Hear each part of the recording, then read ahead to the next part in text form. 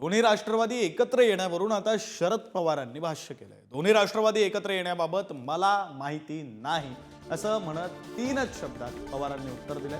काही दिवसांपूर्वी खासदार शरद पवार आणि उपमुख्यमंत्री अजित पवार हे एकाच मंचावर एकत्रितपणे दिसून आले होते। त्यानंतर दोन्ही गट एकत्र येणार असल्याच्या चर्चांवर काही नेत्यांकडून दावे आणि प्रतिदावे करण्यात आले।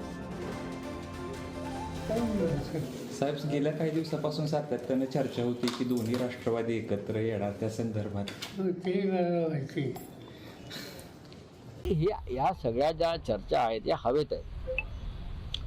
जोपर्यंत आणि मी स्वतः या मताशी ठाम आहे की माननीय शरद पवार साहेबांची जी विचारधारा आहे, शाहू फुले आंबेडकर ही विचारधारा घेऊन ती जातात, यशवंतराव चव्हाणांचा वारसा हा माननीय शरद पवार साहेब या राज्यात आणि देशात चालवत असताना धर्मांध आणि जातीय शक्ती ज्या राज्यात वाढलेल्या आहेत त्या शक्तींबरोबर माननीय पवार साहेबांसारखा नेता जो आमचा आदर्श नेता आहे तो जाईल असं त्यांच्या सहकाऱ्यांना, त्यांच्या समर्थकांना आणि आमच्यासारख्या त्यांच्या चाहत्यांना वाटत।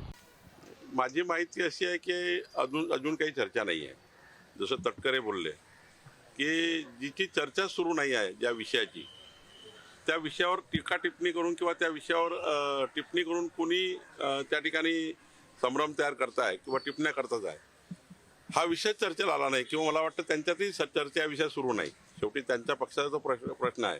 पण माझी माहिती जी आहे, एक राज्याचा भाजपाचा अध्यक्ष म्हणून मी काही माहिती मला असतं, अजून राष्ट्रवादीच्या एकंदरीत विलिनीकरणाची कुठलीही चर्चा आमच्या कानापर्यंत आली नाही। आता बघा ना, पवार साहेबांच्या मनामध्ये काय हे कोणाला कळत नसतं। पवार साहेब जेव्हा केव्हा एखादा निर्णय घेतात तो अनेक लोकांसाठी चमत्कारिक असतो, नाहीतर डोक्याच्या विचाराच्या बाहेरचा असतो। पवार साहेबांनी त्यावेळेस ते स्टेटमेंट केलं, त्यानंतर बरीच त्या बाबतीतली चर्चा झाली। जबाबदारी पुढच्या पिढीवर म्हणजे सुप्रियाताईंवर त्यांनी दिलेली आहे।